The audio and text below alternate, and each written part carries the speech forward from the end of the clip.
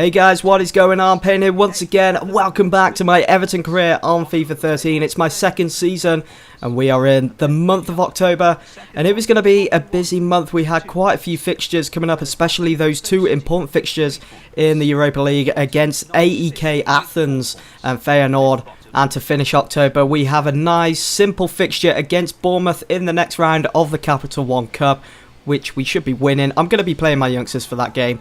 And starting off this video, we have some bad news. Unfortunately, Marouane Fellaini picked up an injury during training and will be out for 2 months. It's such a huge loss for the team, just like it was with Darren Bent last season when he was out for 3 or 4 months. You can't fault Marouane Fellaini's presence when on the pitch. Whenever he starts a game, it's just out of this world. It's immense. You don't really notice it that much when you're playing the game because you're just getting on with the game. But as soon as he's taken away from the team, that's when you notice that he's gone and is injured and is out for 2 months.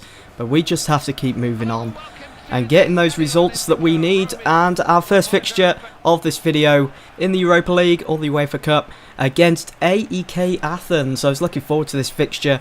After we drew against Molde, it wasn't looking too good to start off with, but I was really confident, I was ready for this game, that we was going to pick up the win, walk away with those 3 points, or maybe even go top if Feyenoord was to lose against Molde. That was my starting 11, sticking with the 4-3-3 formation. It's kind of working at the moment. Got Tarat starting in the cam position, as well as Zaha and Christian Tello both flanking Darren Bent. You know what, it was a good job that I signed Tarat when I had the chance before the transfer window was slammed shut, because as you know, Fellaini's going to be out for 2 months now, and that is a lot of games that he's going to be missing. And in my opinion, Tarat is the perfect replacement for someone like Fellaini. Before this game kicked off against Athens, I was really hoping that it wasn't going to be one of those games where it's just frustrating and you can't really get anything past the goalkeeper. And you know what, that's exactly what happened in this game. Of course it did. It's just my luck. I felt as though my team did pretty well to at least deserve a goal, but unfortunately not. In the second half I did use up all 3 substitutions, but that just wasn't enough, as the final score was 0-0 against Athens. So that's another point in the group stage, and I know that Feyenoord did pick up the win against Molde. And look at this, Kevin Morales praises fair boss. I'm a fair boss, right? Am I a fair boss? Leave your comments in the comment section below, guys. Am I a fair boss? So we move on to our next fixture, and it's in the BPL this time. We are playing Aston Villa. You know who used to play for Aston Villa, don't you? That man there, Darren Bent. So I was hoping he was going to be on top form against his former club. And there is my starting 11, same formation as it was against Athens, but there has been a few changes with players. Gibson and Barkley and Morales coming into the starting 11, simply because we play our Europa games on a Thursday, not a Tuesday or a Wednesday. So that only gives the team a day or maybe 2 days rest before we play our next fixture in the Premier League. So we need to be careful of that, and players being fatigued, especially if we've got a big game coming up on the weekend, whether it be against Liverpool, Arsenal, City, United. Look at that, early on in the game, 3 minutes in to the game against Aston Villa, Darren Bent scores a free goal. The ball bounced off the keeper, bounced off Bent, and then it just dropped in behind the line. Made it 1-0 to Everton, and that gave my side a huge confidence boost. Aston Villa did look to reply just before the half-time whistle, but Brighton, shocking stuff from him. The goal was gaping. Bournemouth will be very happy that that one didn't slip into the back of the net as he keeps his clean sheet. But the referee, before he blew that whistle, Koke flicks the ball just slightly up into the air and hits it on the volley, smashing it past the Aston Villa goalkeeper, making it 2-0 to Everton. Well, in the second half we had a corner and then we was awarded a penalty. There was some pushing and shoving going on within that penalty area, but I think, personally, I don't think that should have been a penalty. I think the ref was being a bit too unfair on Aston Villa there. But whatever the ref says goes. So, and what better man to step up for the penalty but Darren Bent. Kind of rubbing it in, I know. But Darren Bent steps up for the penalty and makes it 3-0 to Everton. Was there a comeback for Everton? No, not really, because there wasn't enough time. But they got a consolation goal. El Hamadi, the hitman for Aston Villa, getting the goal in the 92nd minute, sneaking the ball under the arm of Bournemouth and slipping it into the back of the net. And that was the final score, 3-1. Pretty good game, really enjoyed that one, and we got those 3 points as well, which will be added to the league table. Well, we move on to our next fixture 2 days later against Southampton. We are playing away, and once again, it's in the Barclays Premier League. And look at this league table. Aren't we doing magnificent? We are doing pretty well. I know it's still early days, but we are still up there with the likes of Chelsea, City, Arsenal, Liverpool and United. And that was my starting 11. I did give Darren Bent the night off after his great performances he has been putting in as of late, especially those two fixtures against Athens and the one that you've just seen against Aston Villa. So Jelavic comes in, replaces him. Tarat returns to the squad, as well as Christian Tello and Zaha. So really there was no reason why we couldn't walk away from Southampton with those 3 points, and we was well on our way after Jelavic opened up the scoring for Everton with a perfectly crafted goal, just curled it round the goalkeeper and made it 1-0 to Everton. Southampton looked to draw level, but Borman once again putting in some amazing saves for our side, keeping that clean sheet of his. Borman's just an exceptional goalkeeper, absolutely amazing. Well, with 4 minutes remaining of the game, Morales takes the ball into the box, smashes it a goal, looking to get that second goal of the evening. He doesn't, Blandy almost does, but the ball just goes over with that side-on header. There was only seconds remaining of the game, and Tarat picks out Morales perfectly, and it was time to get your sweat on. I really thought Blandy was going to stick out his foot there and get his debut goal for Everton, but no, it seemed as though at the time of playing you could just imagine Zaha shouted to Blandy, no, this is my time now. I want my debut goal in the Barclays Premier League for Everton, and he did. And that was the final score against Southampton, 2-0 and 3 points. Really good game, really enjoyed that one once again. And just because Tarat faces visit from old teammates QPR, it's going to be a good fixture, this one. And I was definitely going to be starting Tarat. There was no question about that. He was going to be starting because, of course, Fellaini is out injured as well. And that is our next fixture in the BPL. And we're playing at Goodison Park, not East Point Arena. There is the league table. We have moved up a spot after beating Southampton midweek, and we're looking in good stead. We're looking in good form. If we could keep this up, maybe we could get that Champions League qualification for next season, or maybe even win the Premier League. How awesome would that be for Everton? There is my starting 11. Zaha remains in the squad, and Darren Bent and Ola John return to the squad after being rested, so I was hoping that they was going to be fresh-faced and ready for the challenge of QPR. Just over 10 minutes gone, QPR were looking very serious and was looking to open up the scoring. We almost got a goal as well with that corner as the ball bounced off the head of Jagielka. QPR take the ball into our box as well, getting past our back four, and Borman did save that, but the referee gives QPR a penalty. Kind of the same scenario as it was against Aston Villa a couple of fixtures ago.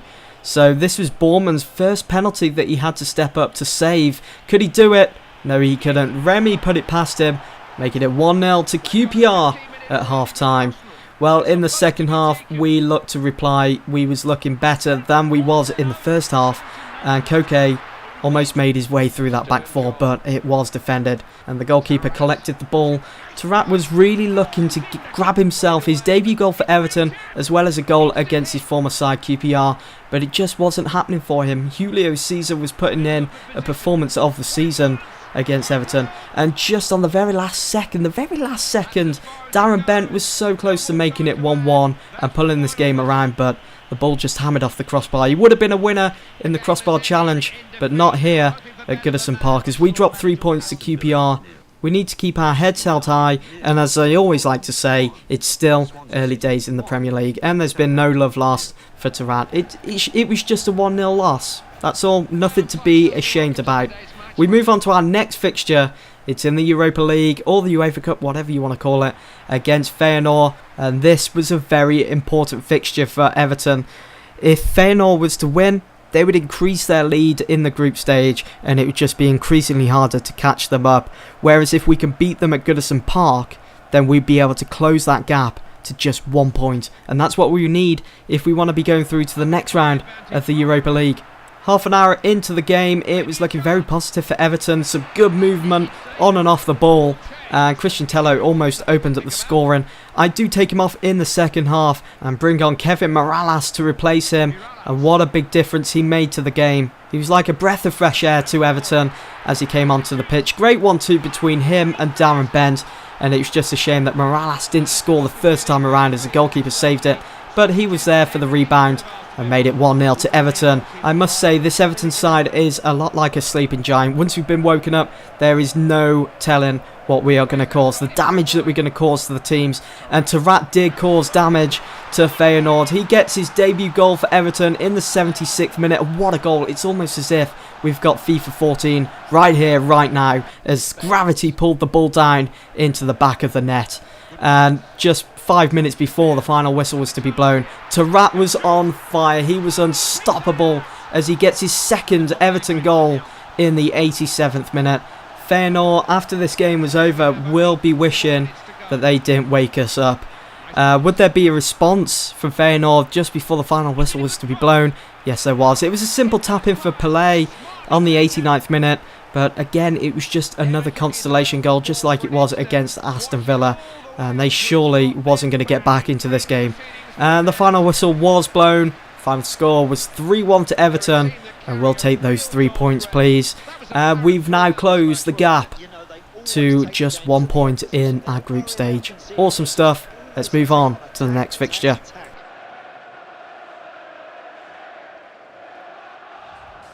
Our next fixture is in the Barclays Premier League. Of course it is. It's against Crystal Palace. We are playing away. There is the league table. We've been knocked down to 4th position, but that's okay. Still early days, and it's still very tight between the top 5 teams in the BPL. There is my starting 11 with the 4-3-3 formation. Jelavic returned to the squad. Darren Bent has been put out onto the bench simply because he was looking a bit tired after those last couple of fixtures. And don't forget, we played midweek. Well, actually, we played on Thursday, didn't we? Because it was the Europa League fixture. We are playing against Zaha's former side before he joined Manchester United, but unfortunately he didn't start this game against Crystal Palace. He wasn't even on the bench, simply because I wanted him to play on Thursday against Feyenoord, because I believe that was the more important fixture and I needed him. Anyway, going to this game against Crystal Palace, you're only going to be seeing this goal from Jelavic simply because that was the only exciting part of the game. We did pick up the win against Crystal Palace, just 1-0. Jelavic with the goal. He's been putting in some good performances every game that I've started him as of late, or even brought him on. He's been doing pretty good, trying to fight for that position in the first team. We move on to our last fixture, guys. It's against Bournemouth in the Capital One Cup. There is my start 11. You'll notice a lot of changes as well. We've got John Stones, Hamar. We got Avedo coming in, replacing Baines, giving him a rest. And also, it was another opportunity to give Blandy another chance in the first team for Everton. 36 minutes into the game, we had a corner, and John Stones converted that one into a goal, making it 1-0 to Everton. And look at Christian Tello here. I went for the chip. I really thought, just for a split second, that was going to be creeping across the line. It would have been a perfect goal for Christian Tello, and he would have just cemented his place in the first team if he had got that. But unfortunately, he just goes wide. But it was a good try. Better luck next time. But Tello, he kept pushing for it. He's already had a taste of scoring goals at Everton, as you saw in the last video, and now he is hungry for more. He wants more. He wants to be fed more. But unfortunately, he didn't pay off there. But thanks to his shot deflecting off the defender, we got a corner which was converted into a goal thanks to the head of John Heitinger, getting that second goal in the 90th minute. Beautiful. That will see us through to the next round of the Capital One Cup. Check this out. We've got another training injury. It's Stephen Pienaar this time. He's going to be out for 3 weeks. It's not as bad as Fellaini's though, who will be out for 2 months. But 3 weeks is still a long time. Unfortunately, that is the end of this episode. I do hope that you've enjoyed. Be sure to let me know in the comment section below which player deserves to be Player of the Month for Everton. Now go outside, enjoy the sun whilst it's here. Until next time, I'll see you soon.